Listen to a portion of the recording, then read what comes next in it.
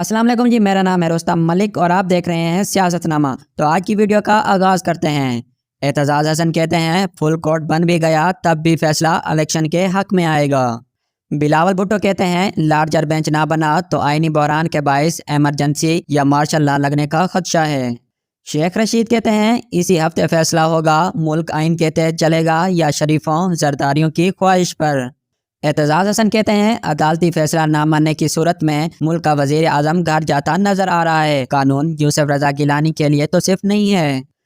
अमीर अब्बास ट्वीट करते हैं सादा लफ्ज़ों में आपको असल कहानी बता दूं कि एक फरीक अपनी ताकत अना और जिद से सुप्रीम कोर्ट पर धौंस जबरदस्ती से दबाव डाल रहा है कि तुम इलेक्शन मुलतवी करके गैर आइनी काम करो। इसके अलावा सब तकनीकी लायानी और फरोई बहसें हैं जो असल बात पर धूल गिर्द और धुआं उड़ाने के लिए छेड़ी गई हैं।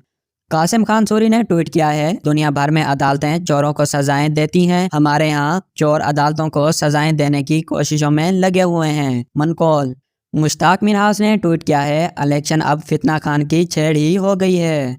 असद उमर ट्वीट करते हैं कि सिर्फ आज के अखबार की खबरें, सीमेंट की फरोख्त में 24% कमी, पेट्रोलियम मसनूआत में 39% कमी, मजमूई बरामदात में 10% कमी, पाक सोजों की गाड़ियों का कारखाना खाम माल कमी की वजह से बंद। क्या हाल किया है इस मुल्क का, और अब आइन तोड़ने की धमकियाँ।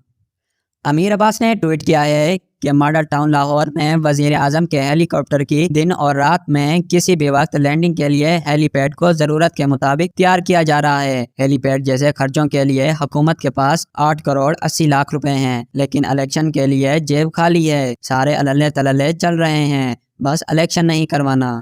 वजीर आजम शहबाज शरीफ कहते हैं मुझे ये कहने में कोई आर नहीं है कि रियासत को बचाने में मियाँ नवाज शरीफ, मैंने और आपने अपनी सियासत कुर्बान की है, तो खुदा की कसम मुझे इसका कोई दुख नहीं है। और अगर खुदा न खास्ता पाकिस्तान को कोई नुकसान पहुंचता है तो इससे बड़ा नुकसान कोई नहीं हो सकता।